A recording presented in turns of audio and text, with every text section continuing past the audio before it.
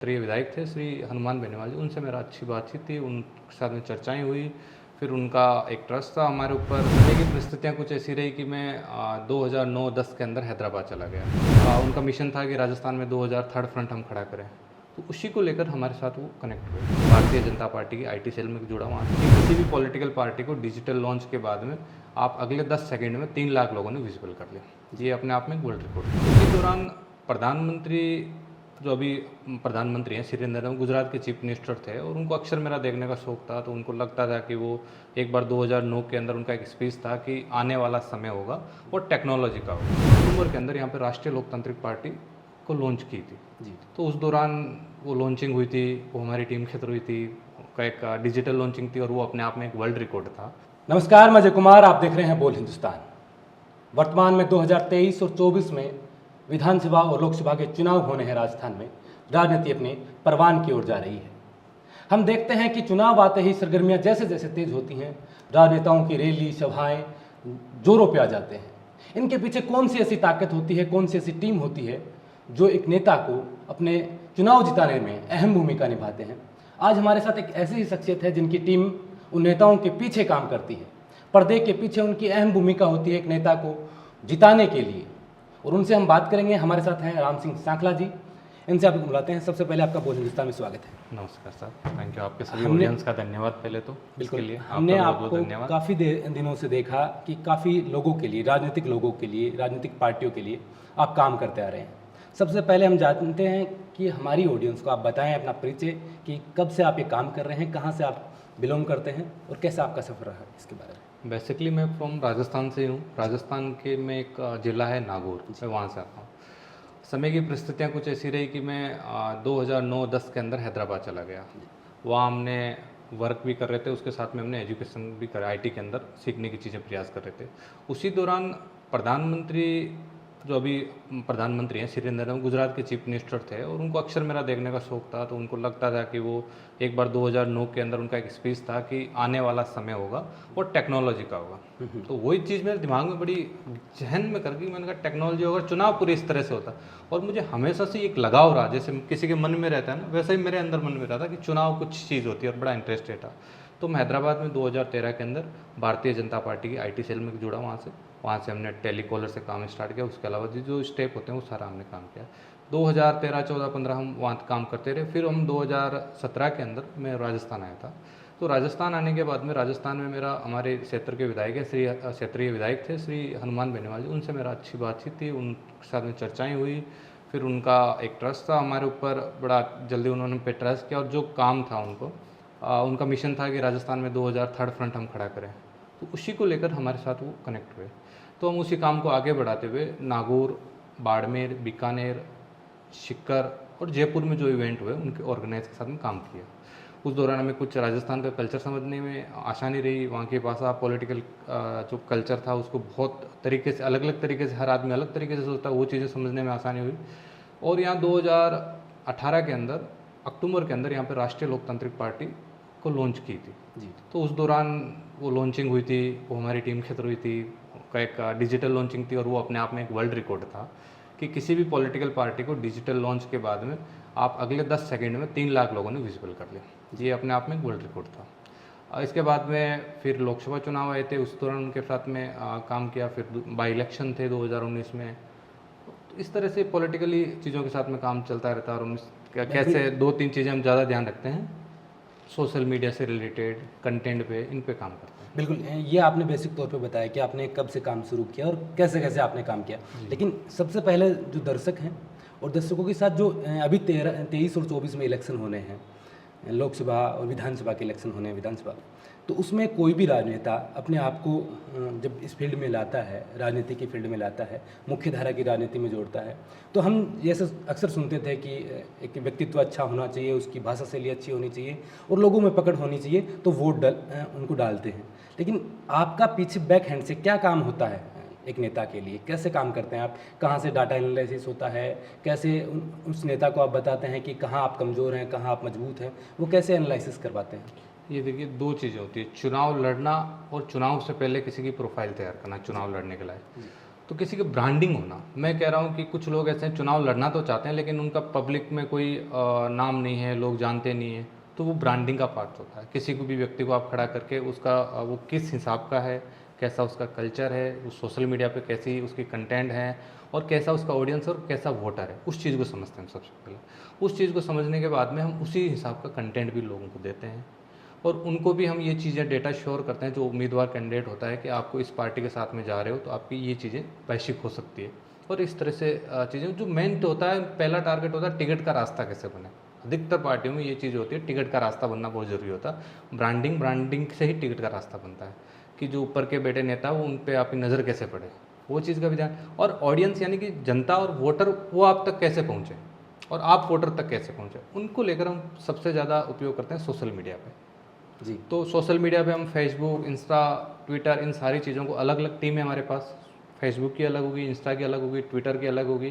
Content search out करता है कि क्या क्या कंटेंट होता है, कैसे उसको भेजना है, वो सारी चीज़ें हम देखते हैं और उसके हिसाब से उसकी ब्रांडिंग से टिकट से इलेक्शन तक पहुँचता है। अगर अपन राजस्थान की वर्तमान में बात करें तो मुख्य रूप से 2 पार्टियां हैं, कांग्रेस और बीजेपी, और यही सत्ता में आती रही हैं। अभी आपने बताया कि इंट्रो में कि आपने आरएलपी के लिए भी काम किया है। कैसे तलाशते हैं कि यहाँ ये जो विकल्प है ये बन पाता है, यानी कि टिकट नहीं मिलने के बाद अगर कोई कैंडिडेट चुनाव लड़ना चाहता है तो उसका आप कैसे तैयार करते हैं? देखिए, बेसिकली मैंने ये कहा कि अभी तक की सही बात है कि आपकी 2 पार्टियां आई थी, कभी बीजेपी कभी कांग्रेस, ये हमेशा से चलता आ रहा। लेकिन इस दौरान हमें समझना पड़ेगा कि दोनों पार्टियों ने मिला के पिछली बार 78% वोट हासिल किए थे। इसके पीछे भी 22% वोट और बचा है। अच्छा, वो किन्होंने लेगा? कोई थर्ड फ्रंट की पार्टी थी उन्होंने लिया था, कोई निर्दलीय कैंडिडेट थे उन्होंने लिया था। इसका मतलब स्कोप तो है। आप ये मान के चलिए कि जब 13 निर्दलीय जीत के आते हैं 200 में से, तो स्कोप तो है, 5% का स्कोप सीधा सीधा आपको दिख रहा है। जी। तो इस बात से इनकार नहीं किया जा सकता कोई अन्य के लिए विकल्प नहीं, विकल्प है। तो कोई व्यक्ति होता है कि भाई निर्दलीय चुनाव लड़ता है, आपको पता होगा कि ये व्यक्तिगत चुनाव हो जाते हैं। फिर जब निर्दलीय कोई चुनाव लड़ता है उसके पीछे पार्टी सिंबल नहीं होता है, 2 पार्टियां 3 पार्टियां सामने होती है, फिर उसके व्यक्तिगत स्टेटस, उसकी स्ट्रैटेजी और उसकी कैंपेन कैसे होती है, उसके आधार पर वो चुनाव जीतता है और चुनाव जीतते हैं और आते भी हैं। आपने देखा होगा बहुत एमपी तक के निर्दलीय चुनाव जीतते हैं। जैसे कि हम इस इंटरव्यू से पहले डाटाबेस पे बात कर रहे थे कि आपके पास इतना डाटा होता है, क्योंकि सबसे ज़्यादा होता है कि आप कोई भी नेता अगर चुनावी मैदान में आए तो वो ऐसी एजेंसी को हायर करे जिसके पास पूरा डाटा हो, पूरा एनालिसिस करे, ग्राउंड पे वो एनालिसिस करे, फिर सोशल मीडिया पे वो आपको अच्छे से एनालिसिस करे, प्रेजेंट करे। तो वो चीज़ें आप कैसे डाटा कलेक्ट करते हैं, ग्राउंड पे कैसे उस नेता के बारे में जानते हैं कि क्या मुद्दे होते हैं कि उस मुद्दे पे वो नेता ज़्यादा बोले तो लोगों को लगे कि हाँ ये अट्रैक्शन हमारी तरफ होता है, तो वो कैसे डिसाइड करते हैं? देखिए, पहला हमने कहा कि डेटा हम एक पूरा लीगल प्रोसेस होता है उसको फॉलो करते हैं और हमारा डेटा सबसे ज़्यादा आता है सर्वे से। हम किसी भी कैंडिडेट को जो चुनाव लड़ने के इच्छुक होता है तो हम सबसे पहले उसको यही राय देते हैं कि आप अपना सर्वे करवाइए क्षेत्र में, कौन सा नेता ज़्यादा है, आप कहाँ किस पोजीशन पे है, किस पार्टी के साथ क्यों आपको जाने का फ़ायदा है, किसके साथ जाओगे तो नुकसान है। तो उस दौरान क्या होता है, हमारी टीमें जाती है ग्राउंड में और हम वहाँ पे बूथ को नोट करते हैं। आपको पता होगा 200 विधानसभा होती है, किसी राज्य को स्टेट का सीएम बनना है तो उसको 200 विधानसभाओं में अपने 101 एमएलए जिताना होगा। इसी तरह किसी को एमएलए बनना है तो अपने बूथों को, जैसे 250 बूथ हैं तो उसमें 126 बूथ को जीतना होगा। तो हम बूथ पे पूरा काम करते हैं, बूथ पे हमारी टीम जाती है, वहाँ पे जातीय समीकरण का भी ध्यान रखा जाता है, एजुकेशन, एज फैक्टर, यूथ क्या सोचती है, वो सारी चीज़ें अपने डेटा में आ जाता है। उनसे उनकी सारी पर्सनल कुछ चीज़ें भी आ जाती है, कुछ ऑफिशियली चीज़ें जो वो शेयर कर देते हैं। तो वो सारा डेटा आने के बाद में हमारे पास प्लान बनाने के लिए एक अच्छा साधन हो जाता है कि हम इस प्लान से अब आगे बढ़ सकते हैं, क्योंकि राय आ जाती है लोगों की, उन तक हमारा मैसेज कैसे पहुंचना है वो चीज़ें हमारे पास होती है, उनके सोर्सेस पता चल जाता है। तो इन्हीं सोर्सेस के आधार पर किसी की ब्रांडिंग, मार्केटिंग, कैंपेन, ये सारी चीज़ें इसी का पार्ट में आ जाता है। बिल्कुल। जैसे कि आपने स्टार्टिंग में बताया कि आपने बीजेपी आईटी सेल में काम किया, वहाँ से शुरुआत की और उसके साथ आप लगातार इस सफ़र में जा रही हैं। उसके बाद आप राजस्थान में जो थर्ड फ्रंट बना हुआ है आरएलपी के साथ आप जुड़े, उन्होंने 5 बड़ी उकारें भरी।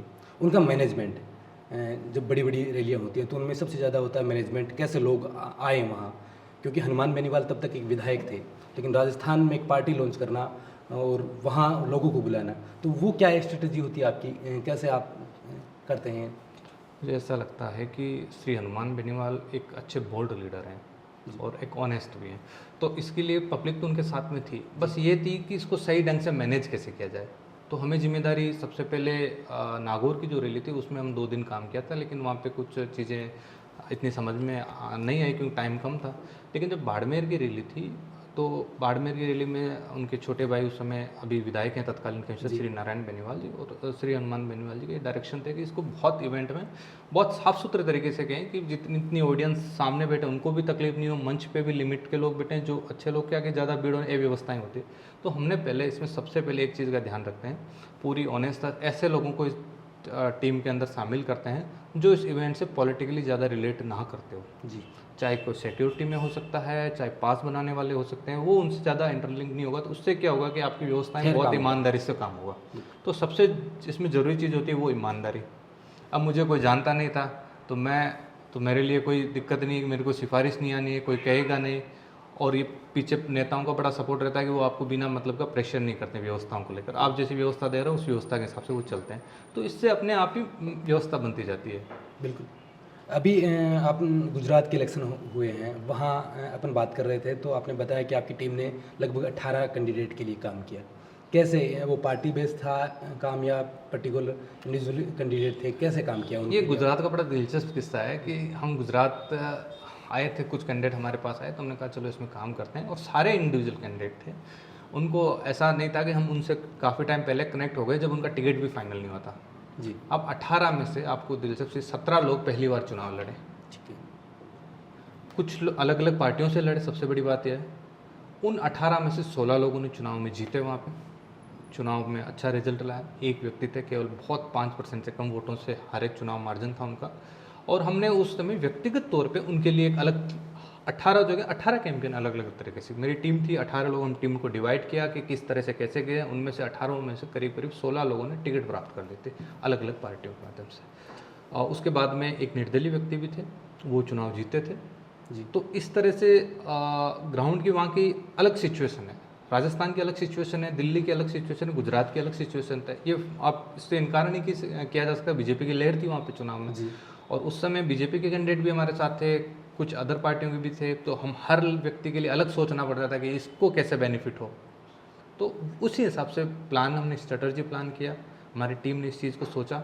आपने देखा होगा हमारी टीम किस तरह से काम करती है, एक एक डेटा पे काम करती है, एक एक चीज़ को समझती है, जातीय समीकरण हो या फिर लोगों के अलग अलग माइंडसेट हो, उस चीज़ को हमें रीड करना पड़ता है। फिर हम उसी चीज़ को वापस ला के ग्राउंड में देते हैं। कितने सेगमेंट में आप काम करते हैं? जैसे IT सेल वाला एक पोर्शन हो गया, कॉलिंग वाला एक पोर्शन हो गया। हमारे पास टोटल हम लगभग, आपको मैं एक बार बता देता हूँ कि हमारा जो काम करने का प्रोसेस है वो कैसे होता है। बहुत इजी टू प्रोसेस है, ज़्यादा इसमें इतना लगाने की ज़रूरत नहीं है। कि हमारा काम करने का बहुत सिंपल सी चीज़ होती है।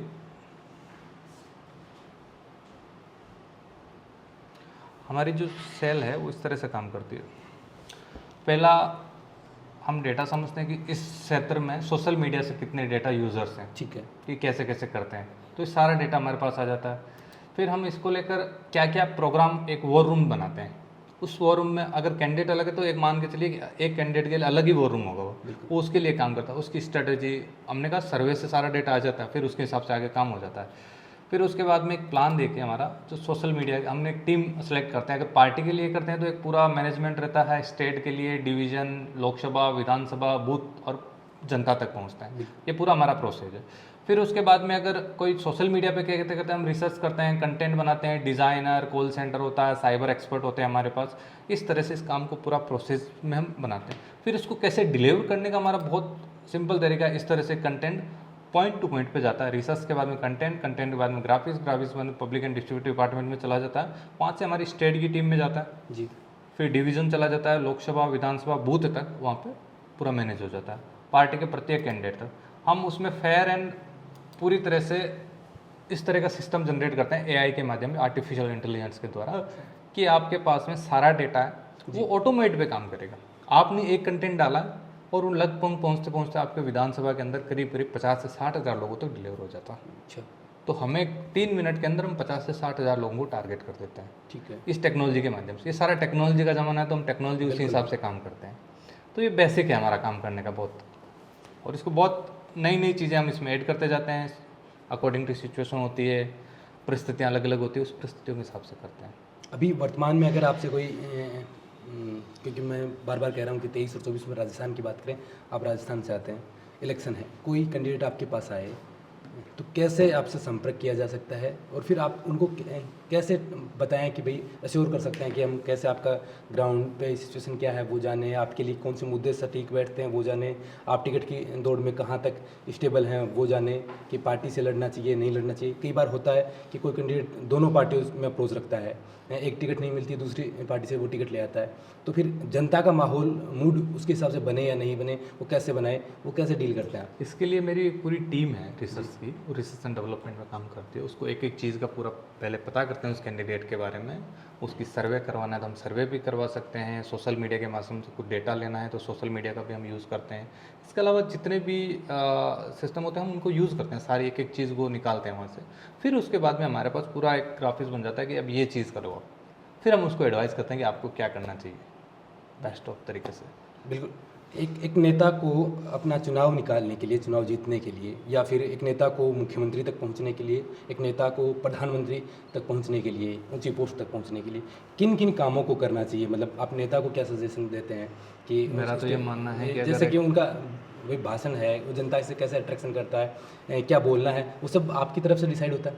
नहीं, ऐसा नहीं है। देखो आजकल के नेता बहुत इंटेलिजेंट होते हैं, उनको पता होता है क्योंकि 20-30 साल की उनकी पॉलिटिकल राजनीति होती है, तो आप उतना उनको ज्ञान नहीं दे सकते हो कि सर आपको क्या कपड़े पहनने, क्या बोलना है। ये एक पार्ट हो सकता है, बट मैं इसमें इतना श्योर नहीं हूँ कि आप सारी चीज़ें आप करो। उनका खुद का अनुभव होता है, लंबा अनुभव होता है, आप केवल एडवाइज कर सकते हो कि सर ये चीज़ें यहाँ पे ये डिमांड है, बाकी डिसीजन उनका लेना होता है। अगर किसी को चीफ मिनिस्टर बनना चाह रहा है तो चीफ मिनिस्टर बहुत बड़ी पोस्ट होती है, स्टेट का राजा होता है। हमारे पुराने ज़माने में राजा महाराजा थे, वैसे ही स्टेट का भी सीएम मतलब राजा होता है। तो एक राजा को पूरा ज्ञान होता है पहले, तो ऐसा नहीं है बिना ज्ञान का कोई राजा बन जाए, नहीं बनना है, उसका ज्ञान होता है, उसके आधार पर वो बनता है। हम उसमें एडवाइस करते हैं कि ये गलत होगा, ये सही होगा, डिसीजन आपको लेना है, आपको तय करना है, पूरी कहानी आपके सामने है, आपको तो उसके आधार पर निर्णय लिए जाते हैं जी।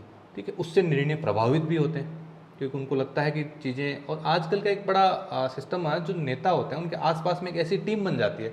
कोई विधायक बना पहले, और बड़ी जानकारी की चीज़ है, वो विधायक चुनाव क्यों हारते हैं, इसका बहुत बड़ा कारण होता है कि एक बैरिकेड क्रिएट हो जाता है किसी भी नेता के सामने।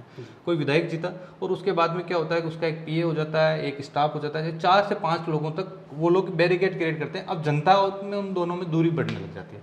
जनता का फ़ोन पीए उठाता है जी। अब पीए का रिस्पॉन्स, पीए जब बन जाता है एमएलए का, तो वो ऐसे समझता है मैं एमएलए से भी बड़ा।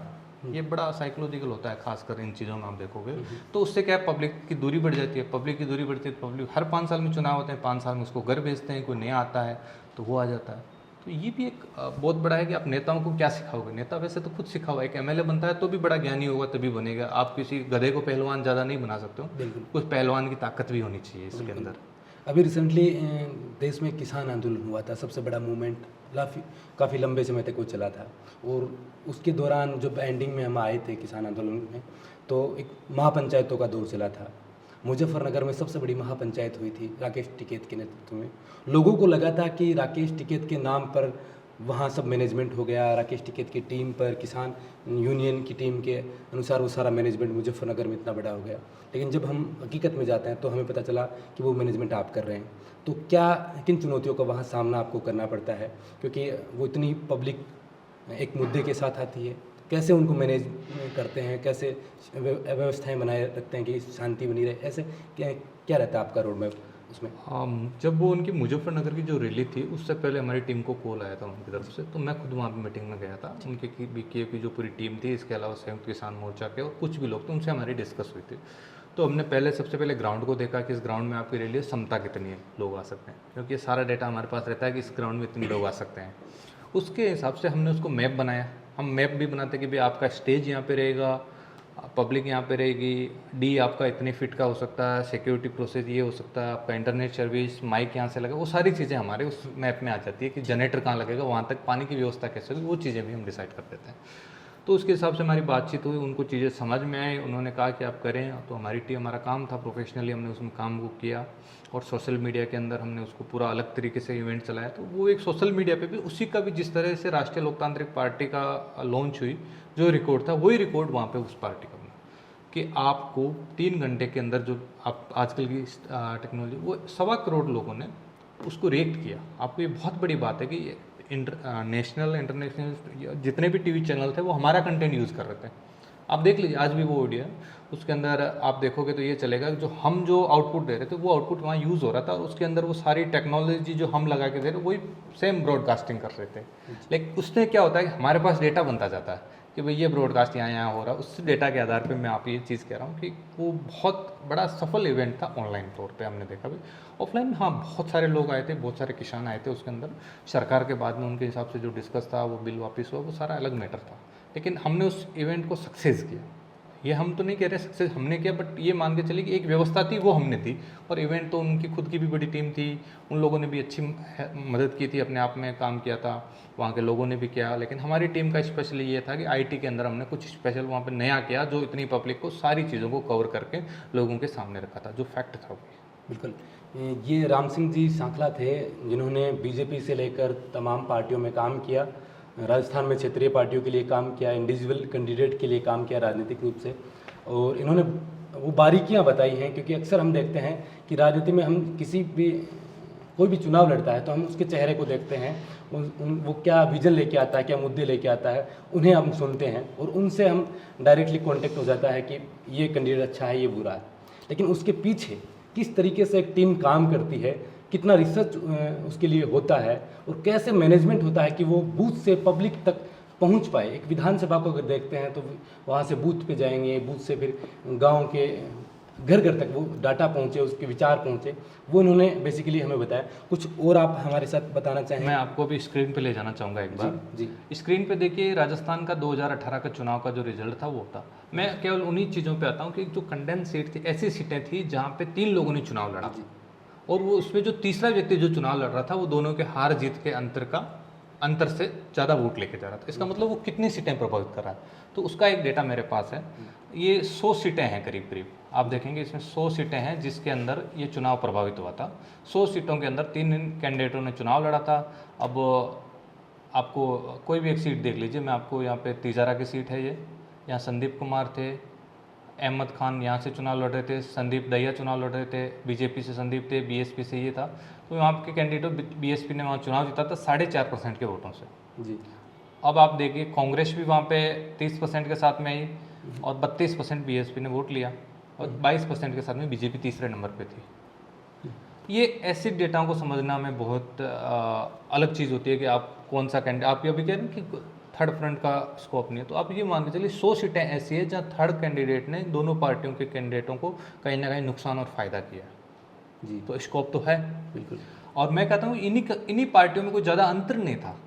ये जब बीजेपी और कांग्रेस जब चुनाव लड़ रही थी, इन दोनों में कोई ज़्यादा बड़ा अंतर नहीं था। इन दोनों में इतना ही अंतर था कि आप वोट परसेंटेज देखें तो कोई कांग्रेस के वोट आए थे 39.8 एंड बीजेपी के पास में आए थे 39.3, करीब 2 लाख वोटों का फ़र्क था। जो आप इतने सारे वोटों के अंदर अगर 2 लाख वोटों का फ़र्क होता है तो कोई बड़ा फ़र्क नहीं होता है। जैसे एक डेटा कह रहा है कि भाई कांग्रेस के वोटर थे जी।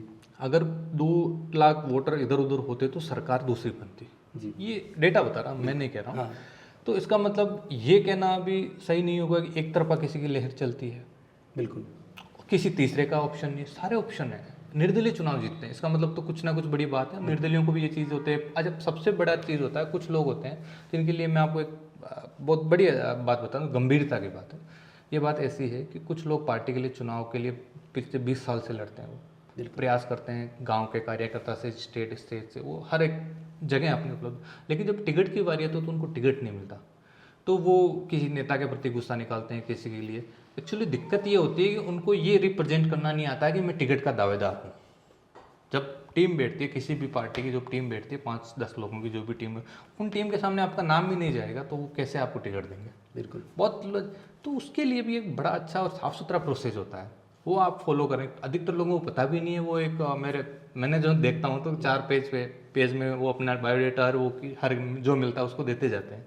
ऐसा नहीं, एक प्रोसेस होता है, उसको फॉलो करो, उसके आधार पे आपका नाम जाएगा, नाम में डिसाइड होगा। आपकी हर पार्टी के पास सर्वे की टीम होती है, कई एजेंसियाँ सर्वे करवाती है, कई पार्टियों के लिए हम सर्वे करते हैं।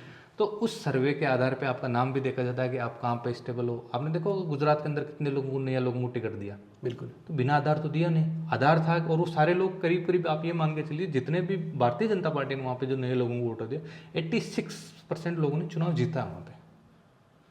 यानी कि उनके पास पूरा एनालिसिस होता है हाँ, कि बस आपको एक अपना नाम वहाँ सही तरीके से भेजना है। और इसके पीछे की सारी कहानियाँ आप रचते हैं, स्ट्रेटेजी होती है वो हर आप तैयार पार्ट करते हैं। देखिए, मैं ये कहना चाहता हूँ, हमारा एक रोल होता है, बस उस रोल से ज़्यादा कुछ नहीं। हाँ, डेटा होता है वो बहुत महत्वपूर्ण होता है, उस डेटा की जिम्मेदारी हमारी होती है कि हम पूरी ईमानदारी से, पूरी ऑनेस्टता, पूरी गंभीरता के साथ उस डेटा को भेजते हैं, डेटा को एनालिसिस करते हैं, डेटा बनाते हैं और डेटा आगे तक देते हैं। किसी कैंडिडेट के लिए भी करते हैं तो पूरी ईमानदारी में ये रहती है, क्योंकि किसी का पूरा कैरियर रहता है उसके अंदर। बिल्कुल। उसका चुनाव जीतना, टिकट मिलना, एमएलए बनना, एमएलए हारना, उसके पूरी जीवन की तपस्या होती है उसके अंदर। उसमें आपको पूरी ईमानदारी से काम करना। मेरी टीम पूरी इसी में लगती है। मेरे सारे साथी लोग उस चीज़ को रात को 2 बजे 3 बजे, अब चुनाव के टाइम हमारा 24 आवर्स वर्किंग रहता है, कभी हमारा फ़ोन बंद नहीं रहता, 24 घंटे कहीं से भी कॉल आए। अभी हम कर्नाटक के लिए काम कर रहे हैं तो कर्नाटक से कभी भी हमारे पास कॉल आ जाता है तो हम रिस्पॉन्स करते हैं इमीडिएट। कर्नाटक, साउथ इंडिया और हम बैठे हैं नॉर्थ इंडिया में, लेकिन यहाँ से आज टेक्नोलॉजी का ज़माना है, हम यहाँ से मैनेज कर रहे हैं उसको अच्छे से। बिल्कुल। तो ये थे राम सिंह छाकला, जिन्होंने आप स्क्रीन पे देख रहे हैं कि किस तरीके से वो डाटा एनालिसिस करते हैं, किस तरीके से एक नेता को सही प्रेजेंट करने के लिए कि उसको क्या क्या करना चाहिए, कैसे कैसे कि कौन सी कमी हो वहाँ सजेस्ट करते हैं। और सही मायने में आजकल जो हम देखते हैं उसके पीछे की जो कहानी होती है, जो स्क्रिप्ट होती है और जो मेहनत होती है, वो यही लोग करते हैं। तो आप में से भी कई लोग ऐसे हैं जो किसी नेता के फ़ैन हो सकते हैं, किसी नेता के सपोर्टर हो सकते हैं, लेकिन उनको बनाने के लिए और उन नेताओं की बात आप तक पहुंचाने के लिए इनका अहम रोल रहता है। आपने बोल हिंदुस्तान को समय दिया, बहुत बहुत धन्यवाद। थैंक यू सो मच आपका।